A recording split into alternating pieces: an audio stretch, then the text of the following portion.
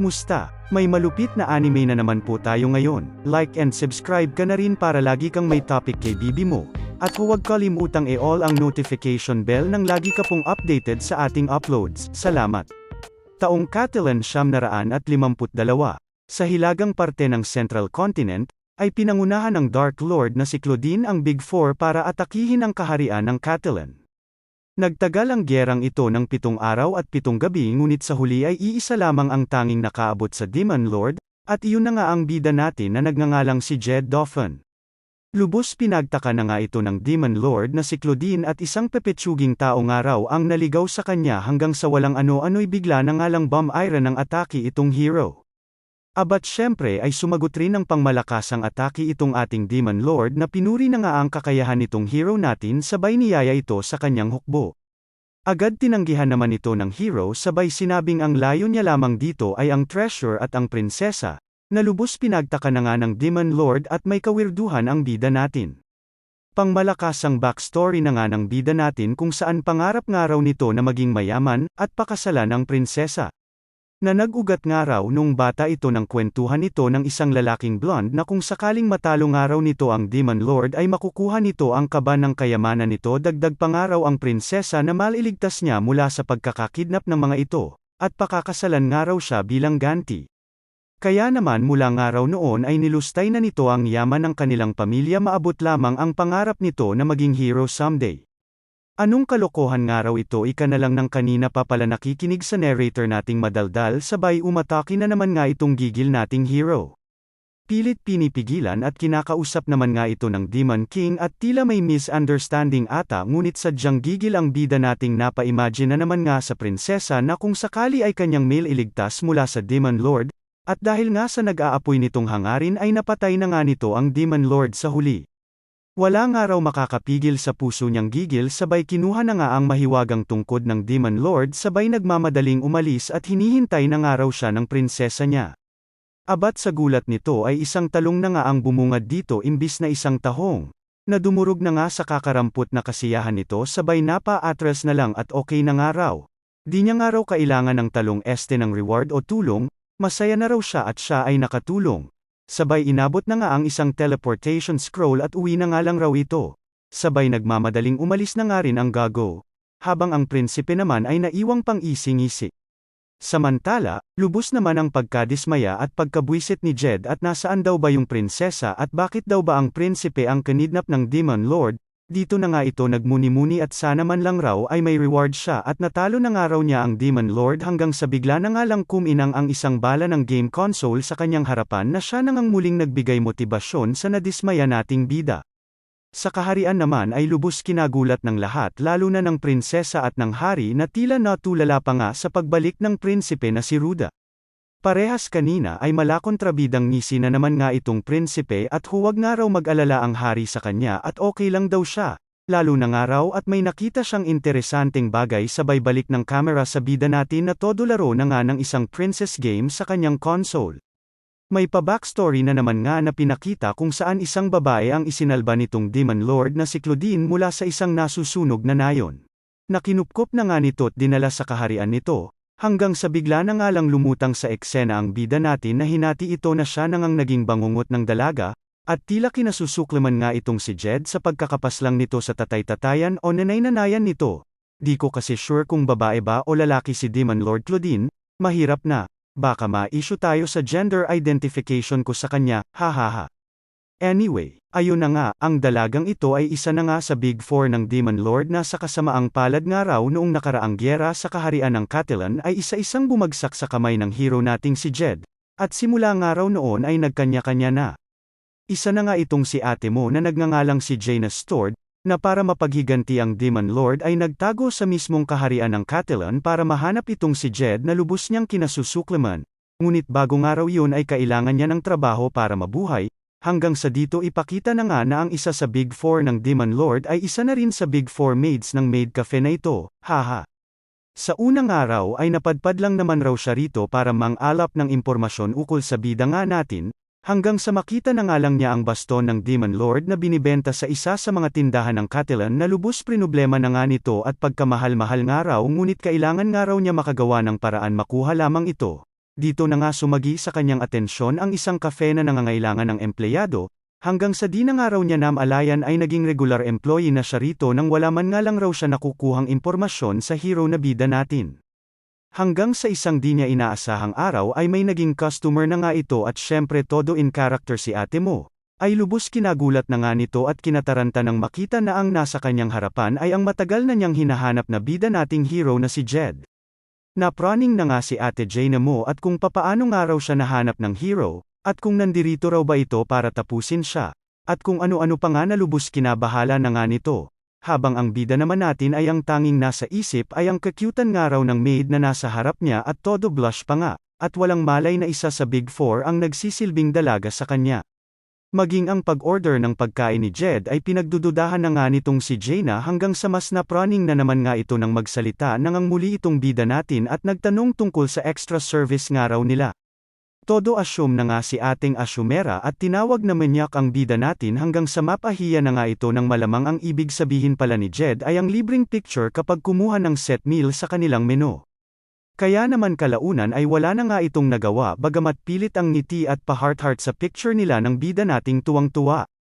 Umalis na nga itong masayang-masaya habang itong si Jaina ay naiwang nagtataka at di raw ba siya nakilala ng tanga-tanga, habang sa malayo ay pinakita ang isang misteryosong lalaki na may picture nila at kuha. Naagad na ngang umalis at ibabalita pa nga raw niya ito sa hari, hanggang sa matigilan na nga ito nang may makasalubong na lalaking may dala ring camera, at pinagtaka kung may iba pa silang kasamahan na espiya bukod sa kanya. Lumapit na nga ang pinagdudahang lalaki sa mga naglalakad na babae sabay tila mahikang pinagpapalitan ang mga damit nito at pinagkukunan ng picture ang mga dalagang noindang. Sa buwisit naman nga ng mga babae ay tulong-tulong ng pinagtatadyakan ng mga ito ang misteryosong lalaki hanggang sa matanggal na nga ang hood nito. Nalubos kinagulat na nga ng lalaking espiyang nakakita at ito ay nakilala, na isa na nga sa Big Four na nagngangalang si Pag. Pangmalakasang intro na naman nga ang narrator ng anime kung saan veteranong photographer nga raw itong si Pag na obsessed sa mga magical girls, at sa nakaraang gyera nila sa Cat Ellen ay binasek nga lang raw nito ang Rose Female Knight Order ng Kaharian ng Catalan, hanggang sa nang matapos na nga raw ang gyera ay inilathala nito ang album ng Road Order. Na magpahanggang ngayon ay kinabibwisit nitong si Maria Baker, ang kapitan ng Rose Order, at lubos nga ang galit dito kay Pag dahil sa kahihiyang ibinigay nito sa grupo nila. Dumagdag pa nga sa inis nito ang sandamakmak na fan letters na dumarating na nga raw sa kanya araw-araw, kaya pinapangako nga raw niya na hahanapin itong si Pag at ipatitikim ang ganti ng isang idol ng isang api. Na siya nang ang kinagulat nito nang makita ang kanina pang pinanggigigilang lalaki sa kanyang bintana na hinahabol na nga ng mga biktima nito. Samantala, happy-happy naman ang bida natin na nilagay sa kwarto niya ang picture na nakuha nito mula sa maid cafe hanggang sa makarinig na nga ito ng katok mula sa kanyang pinto. At nang buksan na nga niya ito ay bumungad na itong si Pag na todo pawis na nga at kung pwede nga raw makitago muna sa kwarto nitong bida natin, agad at pilit sinasara na nga ito ni Jed at bakit raw laging siya ang takbuhan nito pag nagtatago ito. Uy grabe siya friends naman tayo di ba ika na nga ni Pag sa bida natin na mariing tinanggi na nga na kaibigan niya ito. Sabay drama na nga ni Pag at sinaktan niya raw ang marupok niya at may ekis na dibdib at tila pinapakita ang sugat niya na gawa nga nitong bida natin. Wala naman na nga nagawa itong si Jed at ginagamit na naman nga raw nito ang nakaraan kung saan syempre di naiwasang masugatan niya ito. Hanggang sa ayon, happy-happy na naman ito at wala magawa bida natin sa pagpapakyut nito. Todo asikaso naman nga itong si Jed at maligo na nga lang raw ito at maghapong nagtatatakbo. At kung gutom nga raw ito ay may food sa ref niya, at kung nababoring nga raw ito ay laro na lang ito ng games sa console niya na lubos kinablush na nga ni Pag at napakamaasikaso naman daw ni Kuya Hero mo. Hanggang sa bigla na nga lang nawala ang ngiti ni Pag nang makita ang larawan na kalalagay lang ni Jed kanina, at tinanong na nga ang bida natin kung bakit raw may larawan ito kasama si Jaina, na lubos pinagtaka na nga ni Jed. Bagamat natagalan sa pag-iisip ay napagtanto naman na nga nito kalaunan na ang babae sa maid cafe at si Jaina ay iisa lamang, kaya raw pala medyo familiar ito sa kanya. Iba naman ang pumasok sa isip nitong si Pag at next time raw ay magdadala na siya ng picture ni Jaina para sa ating bida. Maging ang hari ay nabigyan na nga rin ng maling pagkakaintindi sa dalang picture ng spy at may contact raw pala ang bida natin sa Big Four. Sabay pinagtaka at bakit daw pala sinusundan ng espya ang hero. Dito na nga inamin ng spy na pinasusundan nito ni Prinsipe Ruda, Nalubos kinabahala na nga ng hari at ano raw ba ang plano ng prinsipe. Kung ano-anong espekulasyon na nga ang binabato ng mga ito't kesyo nagsabuatan nga raw ang mga ito. At imposibleng basta na lamang matalo nga raw ng bida natin ang Demon Lord ng ganoon na lamang. Dahil nga rito at sa kapreningan maging ng hari ng kanilang kaharian ay ipinagutos nito na i-dispatch nga raw lahat ng kanilang kawal at arestuhin si Jed, pati na rin sila Jaina at Pug.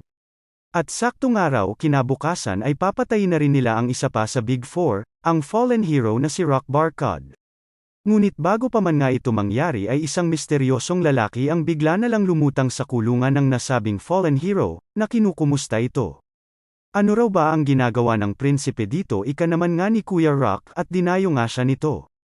Kung nais nga raw ni Rock ay tutulungan siya nitong prinsipe na muling ibalik ang Demon Army at mangpapanggap nga raw na hostage nito. Na agad tinanggihan na nga nitong fallen hero, at para saan pa daw, wala na si Claudine, o ang nakaraang Demon Lord. Nagalit naman nga itong prinsipe ng slight sabay smile inangyan baliw ang hype hahaha at sinabing di bale ng araw at hahanap na lang siya ng other way nang wala siya. Sabay na goodbye na. Samantala, sa bahay naman nga nitong bida natin habang naglalaro kasama itong si Pug ay napatanong itong si Jed kung kasamahan daw ba nila sa Big Four yung lalaking green ang buhok. Oo naman si Kuya Pug at sinabing ang pangalan nga nito ay Rock na nagmula nga raw sa isang pamilya ng mga swordsman na ubod nga raw ng lakas. At may kapatid nga raw ito na babae na mas malakas pa nga raw. Nagtaka naman si Jed at bakit daw ba ito sumali sa Demon Army. Ayun naman kay Pug ay maging sila ay di ito alam, basta raw tila may kinalaman ito sa Legend of Cartland tungkol sa Black Dragon Daltaro. Sabi ko na, ika na nga ng bida natin sa isip-isip niya at ang alamat nga raw na ito ay tungkol sa kambal na pinanganak sa kaharian ng Cartland, kung saan isa sa mga kambal ay isasakripisyo sa Black Dragon kapalit ng eternal protection nito. Matapos nga raw ang digmaan ay may tila masamang oras siyang nararamdaman mula sa Royal City na lubos bumabagabag sa bida natin at may mali raw siyang nararamdaman sa bansang ito. Matapos nga itong magmuni-muni ay siya na ring kinatapos ng laro nila at game over, kaya naman nagpaalam na lamang itong bibili na muna siya ng food sa labas at tinanong itong si Pug kung ano ang gusto nito. Abat syempre nabuhayan naman ang nagpapalibre habang itong si Jed naman ay nainis na ng kung ano-ano na nga ang idinadagdag nitong nagpapalibre na nga lang ay demanding pa sa kung ano ang bibilhin niya. Ano pa nga ba at nakatikim tuloy ito sa kanya ng sipa at abo sa dungaraw itong gago. Di nga lang mukha ni Pug ang nakatanggap ng sipa kundi pati pinto ng bida natin na lubos na nga nilang kinagulat, at bigla na nga lang pumasok itong si Jaina sa kanyang apartment at nagdadadada na nga't ipaghihiganti nga raw niya ang kanilang yumaong Demon Lord. Ngunit bigla na nga lang namula nang makita silang magkapatong. Todo explain naman na nga itong si Pug at friends nga lang raw sila ng bida natin, na mas nagbigay galit na naman nga dito sa dalaga at kaibigan nga raw nito ang hero, na nangangahulugan nga raw na ito ang nagpapasok ng hero sa kanilang kastilyo noong araw na nilosab sila nito. Muli ay todo explain na naman si Kuya Mo at kwenento na nga ang side niya noong araw na iyon. Kung saan medyo sad nga raw siya noong gabing iyon tapos may isang kung sino ang bigla na lamang nagbigay sa kanya ng isang bold magazine kaya ayun na distract nga raw siya ng slight. Inamok ang demulag ka tinawag mo pa sarili mong Big Four magazine lang tambak ang hype kagigil na naman nga ni Ate Jaina mo. Kaya ayun, sa galit nito ay rekta inatake na nga ang bida natin, galit na galit, gusto mamputol ng titi, lubos ng gagalaiti. Sa bida nating walang magawa kundi umiwas na lamang baka madali pa siya malamang. Nadadamay na nga ang mga gamit ni Jed na sa una ay wala lang naman dito hanggang sa naiba ang usapan ng isang punyal na nga ang tatama sa mga koleksyon niya na tila tinawag na nga siya at humingi ng tulong. Na siya nang ang kinagulat ni Ate Jaina ng pangmalakasang bilis na nga ang pinamalas ng bida natin mapigilan lamang ang punyal nito. Dahil nga dito ay nagalit na itong si Jed na ibinato na nga sa praning na dalaga ang kanyang punyal. Napalayo na nga rin ito nang maramdaman ang aura ng bida nating tila nagseryoso na nga, ngunit wala talaga at lumusab peran ang gaga. Pinagpipitik nga lang ni Jed ang hangin na sa lakas ay nagwasak sa mga patalim ng dalaga. Abat ayaw talaga paawat bagamat pinagbibigyan na nga ng ating bida ay lumusab peran talaga hanggang sa sipain na nga ito ni Jed at ayon. Sumalansang sa pader sabay nagulat ng isang punyal na nga ang tumerak sa may tabi ng mukha niya. At dito napagtanto na ang kanyang kaharap ay ang hero talaga. Nabwisit na nga ang hero at purong araw ngawa itong si Jaina kesyo ipaghihiganti nga raw niya ang Demon Lord dahil naisahan nga lang raw ito ng hero sa hindi nga raw niya alam ang mga nangyari. Na ayon na nga kay Jed ay binuhos nilang parehas buong lakas nila malabanan lamang ang isa't isa, at buhay at kamatayan silang nagbangayan magtagumpay lamang. Kala mo samin mga bata na basta lang nagpatayan tanga mo naman Tanya na nga nito sa pagkakulit-kulit kala mo naman sinong batang inagawa ng candy. Wag nga raw tanga-tanga si ate at sinabing natapos na nga raw lahat noong gabing iyon, kaya wala na nga raw dapat pang mamatay pa. Na nagpa-flashback na nga kay ate mo ng nakaraang Demon Lord, at naalala ito sa mga sinabi ng bida natin. Umiyak na nga si ate Jaina na kinabahala na nga ni Jed, na inasar na nga ni Pag at pinaiyak nga raw nito ang dalaga, kaya nagsorry na nga lang ito sa mga sinabi niya sabay sinabing kung nais nga raw talaga maghiganti ni ati ay hahayaan niya na nga lang raw itong bugbugin siya basta't kondisyon niya nga raw ay dito na matatapos ang paghihiganti nito. Nang bandang pumorma na nga si ate mo ay siya namang paglagay ng invisible shield ni Jed bilang pasiguro nga raw niya at nang safe siya. Ngunit sa kasamaang palad at lubos na gulat at lumipad nang tumilapon na nga ito sa suntok ni Jaina. Lumapit naman agad si Pag at Ulong na nakalimutan nga raw niyang sabihin sa bida natin na batak daw ito sa martial arts na tinuruan ng isa sa Big Four na si Rock na kina-thumbs up na nga lang ng nolentang si Jed. Samantalang ang tumahan ng ang dalaga ay pagbibigyan nga lang raw siya sa ngayon at someday babalikan peren siya. Riribat na naman sana nga ng banat ang bida natin nang bigla na nga lang siya matigilan at sinabing napapalibutan nga raw sila. At siyang tunay nga pagsilip nito sa bintana ay sandamakmak na kawal na nga ang natano nito. Mga kawal nga raw ito ng kaharian kaya nangangahulugang di nga raw siya ang pakay ng mga ito sabay titig kay Jaina. Mariing tinanggi na nga ito ng dalaga sabay tinawag na nga ito ng bida natin, kung saan nagkasundo na nga ang dalawa na kung sakaling magkaipitan ay ibigay na nga lang raw nila si Pag sa mga ito, hahaha. Di pa man nga lumulusob ang mga ito ay linabas na nila Jed si Pag nang nakatali, at sinabing nahuli na nga raw niya ang hanap nilang isa sa mga Big Four. Ngisi nga lang si Manong Solomon Kiro at sinabing di nga lang raw ang Big Four ang layo nila rito kundi pati siya nakasabwat nga raw ng mga ito, na lubos kinagulat na nga ng bida natin, magsasalita pa nga sana si Jed nang bigla na lamang silang ginamitan ng gravity magic ng Solomon Kiro, at sa korte na nga lang raw sila mag-explain dahil nandirito lang naman daw siya para hulihin siya kaya tumahimik siya. Nagulat na nga lang ito nang magawang makagalaw ng bida natin at mas nagulat nang ibalik nito sa kanila ang gravity magic, at paano raw ito nagagawa ng hero na swordsman lang naman. Ngisi naman nga si Jed at sinabing kailan daw ba niya sinabing swordsman siya, nag-espada lang naman daw siya dahil nakakapogi nga raw. Nagtawag na nga ng resback si Manong Solomon Kiro kaya sumibat na ang bida natin na kinaladkad na nga itong dalawang pahamak nga raw sa kanya. At sa kanilang pagtakbo ay bigla na nga lang silang hinarang ng isang nakahod na babae, na di nga raw inakalang kasamahan itong si Jed ng isa sa Big Four na si Pag. Di pa man nga tapos sa pagsasalita si ate ay walang patumpik-tumpik na iniwan na nga ng mga ito si Pag at nagpaalam na, at busy nga raw sila. Samantala nabuhayan naman nga si Pag nang magtanggal na nga ito ng hood at todo naka-costume, na alam naman nating kahinaan ni Pag. Ngunit nabwisit nang makitang di naka-costume ang mga kasamahan niya, na lubos pinag-usapan at plano pa nga nila bago sila nagpunta. At ito nga lang raw ang paraan para matalo nila itong si Pag.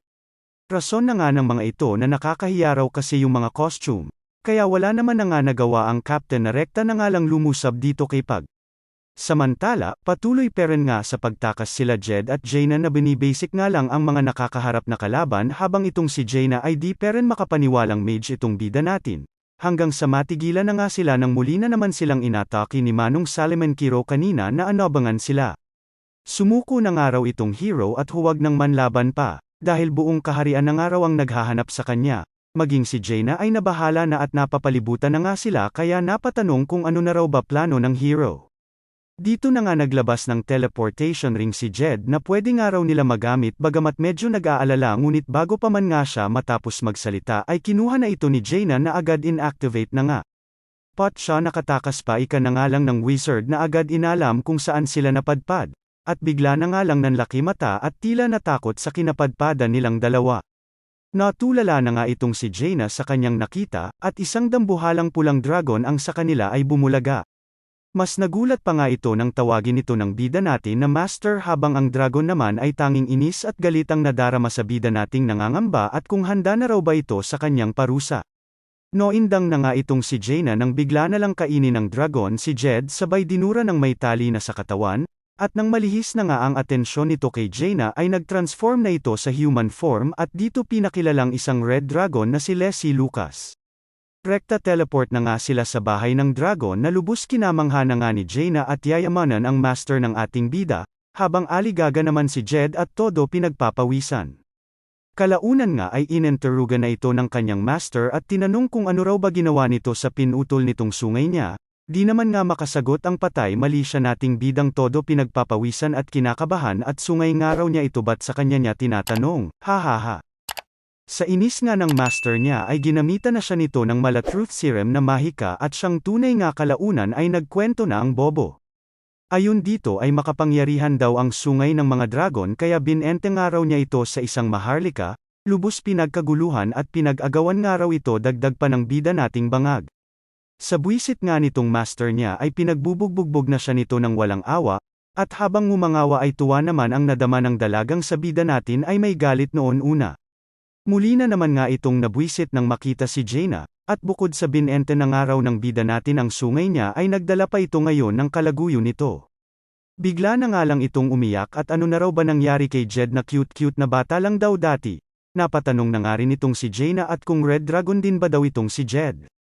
Tinawanan nga lang ito ng bida natin at sinabing ordinaryong tao lamang siya at nanirahan lamang dito bago siya naging hero. Dito na nga muling nagsalita ang master niya at nagsabing kasalanan nga raw ito ng lalaking iyon, sabay flashback kung saan pinakita ang isang lasinggerong kano, na siya nang ang nagkwento at nag-engganyo noong bata pa ito na talunin ang Demon Lord at pakasalan ang prinsesang sa kanyang araw ay naghihintay. Ano pa nga ba at nabudol naman na nga ang bida natin na siya nang ang pinagsimula ng lahat.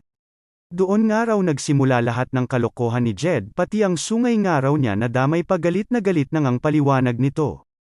Simula nga raw ngayon ay di na niya hahayaan pang makaalis itong bida natin at lubhang delikado nga raw ang buhay sa labas lalo na't marami nga raw malalandi na babae sabay turo na nga kay Jaina, hahaha. Ayun na nga kay Jed ay akala niya raw susundan siya nito at iuuwi dati noong umalis siya, ayon naman sa master niya ay inakala nitong nagtago talaga siya sa Catalan para iwasan siya, na kinagulat na nga ni Jed. Dagdag pa nga ng master niya na di raw siya makapunta sa Catalan sanhi ng isang someone. Dito na nga pinakita ang prinsipe na nakatanaw mula sa malayo at araw na nga ng bitay nitong tinaguriang fallen hero na si Rock. Binasa na nga ni Kuya ang utos ng hari sa harap ng lahat ng naroroon habang ang mga tao naman ay gigil na gigil at binabato ito. Sa kung saan naman ay bigla na lamang lumutang ang dream girl ko ang isang misteryosong dalagang kumakain ng tusok-tusok na lubos kinagulat na nga nitong si Rock at pinagtakat bakit daw naroroon ang kapatid niyang babae na si Hale Barkad. Pa-intro na naman nga si narrator at ito nga raw ang panganay na anak ng pamilya Barkad na likas na pangmalakasan ang swordsmanship since birth, napapakasal nga lang raw sa mas malakas sa kanya aces ako na ata yun, hihi. Nakilala nga raw ito ng talunin nito ang pinakamalakas na swordsman sa edad na 15 lamang, at simula noon ay naglakbay na sa kung saan-saan at magpahanggang ngayon ay wala pang araw nakakatalo rito. So ayun, dahil nga rin doon ay 35 na ito ngayon ngunit single parent abat eto na nga ako o I volunteer, hihi. Hanggang sa nakilala na nga ito ng isa sa mga kawal na kapatid nga nitong nasasakdal, ngunit sa kasamaang palad ay huli na ang lahat at sila ay isa-isa na ngang pinalipad gamit lamang ang tusok-tusok na dala nito.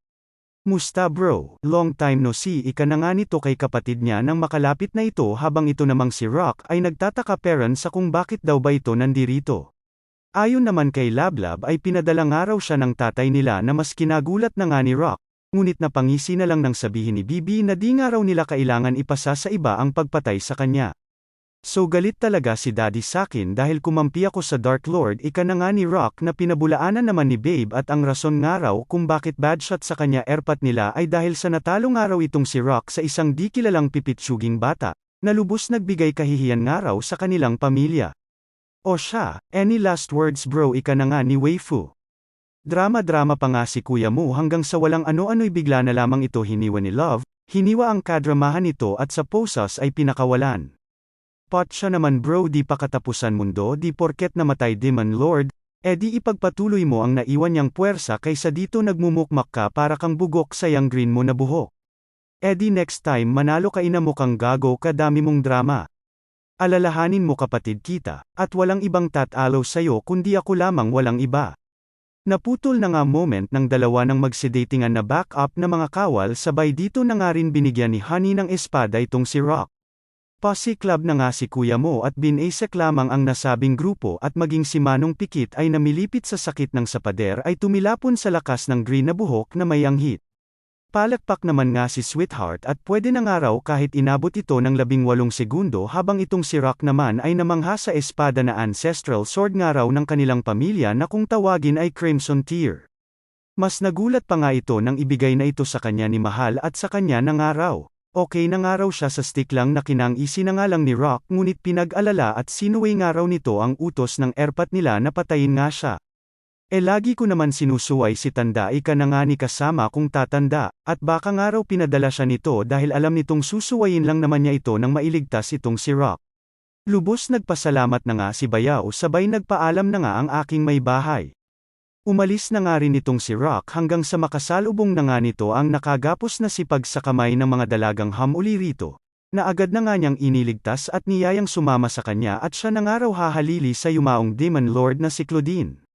Seryoso ka ba talagang muling makikipagdigmai ka na nga nang nag-aalalang sipag sa tila seryoso nga talagang si Rock, na bago nga raw ang lahat ay kakailanganin muna nilang mahanap ang nawawalang baston ng yumaong Demon Lord na si Claudine. Dito na nga sila napadpad sa isang bahay na pinanggagalingan nga raw ng ora ng baston, at nang pasukin na nga nila ito ay dito na bumungad sa kanila ang picture ng bida nating may nakatarak na patalim. Na siya na ngang nagbigay ideya dito kay Rock na si Jaina ang nakatira sa nasabing bahay na lubos na ngang kinatuwa nito dahil ligtas ito. Natigilan na nga ito nang makita na ang baston ni Claudine sa tabi ng isang picture na nagpa-flashback na nga sa kanilang nakaraan, noong mga panahong pinakilala pa nga lang sa kanya ni Claudine ang batang si Jaina, at siya na nga raw magtuturo ng espadahan dito simula noon, hanggang sa lumaki na nga ito sa kanilang gabay at dito na nga naalala ang pagkakataon na kinuha nila ang picture na ito na tila isang pamilya. Napangiti na nga lang si Rock at sinabing kamusta na nga raw ba itong si Jaina, na sinagot naman nga ni Pag at kinwento na kasama nga raw ng bida natin dahil pinaghahabol nga raw sila ng mga kawal na lubos kinagulat na nga nang nag-aalalang si Rock. Diyos ko naman Pag, bakit hinayaan mong makasama ni Jaina ang lalaking iyon ika na nga ni Rock? Paliwanag naman ni Pag na naglaban nga raw ito noong una pero bati na nga raw sila ngayon kaya huwag na nga raw mag-alala itong si Rock.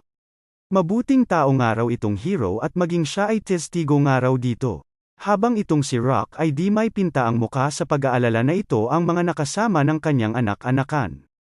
Samantala, gulong-gulo na nga itong hari sa mga nangyayari at pinairal na naman ang lubos kapreningan nito, kesyo tatanga nga raw ng mga ito't lahat na lang nakakatakas. Yung hero tas si Jane na nakatakas, si Rock nakatakas, pati yung adik na si Pag nakatakas na rin, check nyo mga burat nyo baka wala na din at nakatakas na rin buwisit na hype puro kayo mekes-mekes TikTok pa more. Lubos kinabahala na nga ito ng hari at dapat daw magawa niya ito paraan bago pa nga raw lumutang ang lalaking iyon ika na nga nito, hanggang sa kung saan nga ay bigla na lang lumutang itong si Prinsipe Ruda at tila problemado nga raw ito. Ngiting pilit na nga ang isinagot nito sa prinsipe at kaya nga raw nila ang problemang ito kaya huwag itong mag-alala sabay nakisawsaw na naman nga itong panot na malala na nga raw ang sitwasyon kaya kailangan na nila ng solusyon. Kinwestiyon pa nga nito ang hari at bakit di man lang raw nagpaparamdam ang guardian nila sa oras na ito't kailangan nila, ang Black Dragon na si Dardo. Tumahimik kasigaw na nga ng hari hanggang sa bigla na nga lang may lumabas na maitim na usok mula dito kay Prinsipe Ruda, na kalaunan ay nag-transform na nga sa isang dragon. Otol-otol na nga si Panot na tila nagets na ang sitwasyon habang ang hari naman ay nagsabing di nga raw dapat ito nakita ni Manong Panot kaya ayon, patay si Tatay Panot mo.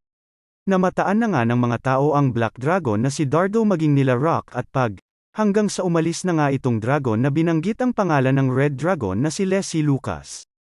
Samantala, patuloy pa rin nga ang diskusyon nila Jed at ng master niya at kung pwede nga raw ay pakawalan na siya nito sa pagkakatali, na ayaw nga siyang pakawalan at tatakas nga lang raw ito, tsaka mas safe nga raw sila rito dahil walang maglalakas loob na pumunta rito. Ngunit bigla na lamang natigilan ng maramdaman na gumalaw ang kanyang barrier, kung saan bigla na nga lang lumutang ang Black Dragon na rekta bomb iron na nga ng atake ura-urada. Agad na harang naman nga ito nang nagulat na si Leslie ngunit nakitang nasagian pa rin ang anak-anak kanyang si Jed, Nalubos kinagalit na nga nito't wala ng kutsyakat sarang minura ang kalaban at nag-transform sa dragon form na tila nawala sa sariling pinag-atake na nga ang buwisitang Black Dragon. Gulat at kilabot na nga ang nadama ni Jaina habang si Jed naman ay lubos ibinida ang master niya na talagang malakas raw na maging sa Dragon Clan ay kinakatakutan. Nabigla na nga lang sila nang magawa paring makatayo ng Black Dragon sa kabila ng mga natanggap nitong atake mula sa master niya. Kinagat na nga nito si Leslie kaya naman ramibat na naman ito ng mga atake sa kalaban ngunit naghehal lang agad na kinabahala na nga nila. At hindi nga raw ito ordinaryong hilang magic lamang ika na nga ni Jed. Pinagtaka naman ni Jaina at ano raw ba ang plano ni Jed at bigla na lamang ito naglabas ng isang magic circle na ayon naman dito sa bida natin ay tutulungan nga raw niya ang master niya. Napilit pinigilan na nga ni Jaina at sinabi na master niya nga raw nahihirapan ay eksena pa siyang bida-bidang hype na siya. Kaya naman napaisip din itong si Jed sabay dito napagtanto ang isang plano mula sa unang atake na ginawa ng Black Dragon sa kanila. Dito na nga siya nag-abot ng isang kwintas kay Jaina na sinabihan niyang lumayo ng araw at kitikets na lang mamaya, habang itong si Jed naman ay dumiretso na nga sa tabi ng kanyang master sa labanan na kinagulat na nga ng master niya. Sa isip-isip naman ni Jed ay nagawa nga raw sila nitong atakihin kahit pagkalayo-layo nila kanina kaya nangunggohulugan nga raw ito na hindi ito bomb-abase sa nakikita nito, at nang bandang atakihin na nga nito ang bida natin ay agad nag-teleport ito sa tabi ng master niya, at ibinalik ito sa human form, at dito na nga sinimulan ang plano niya, kung saan para maiwasan nga raw ang pag-track nito sa kanila ay naglabas na nga ng sandamakmak na magic circle ng malito ito sabay nag-teleport na nga sa kwintas na binigay nito kanina kay Jaina. Di pa nga dito natapos at bigla na lamang pinutol ang natitirang sungay ng master niya na lubos na nga nitong kinabulantang. Maging ang Black Dragon ay nagulat dahil wala na nga itong maramdaman pa para matrack sila. Nagpaliwanag na nga rin ang bida natin na nasusundan nga raw sila nito dahil sa umaapaw na kapangyarihan nitong master niya kaya naman ito nga lang raw ang tanging paraan para matago ito. Ina mo talagang hype ka saan part dito ang tinago mong pinutol mo na diretsyong animal kalitanya na nga sa kanya ng master niya. Sa malayo nga ay bigla na lamang naluso ang Black Dragon at natira na nga lang itong si Prinsipe Ruda. Samantala, somewhere naman kung saan ay pinuntahan na nila Rock ang dating trono ng Demon Lord kung saan bumungad na nga sa kanila ang isa pa sa Big Four na tila siya nangang naghari Heria noong wala sila. Ito naman si Prinsipe Ruda ayon todo moment na sa ulan habang sila naman nakatingin lamang dito nang nagtataka. Nakapagtataka din Lods tignan mo to. Ay sus ba kung nakasubscribe yan na 80% plus na yan edi matagal na sana tayong silver button sa YouTube. Baka naman Lods, pa-like at subscribe naman dyan oh, hahaha, salamat.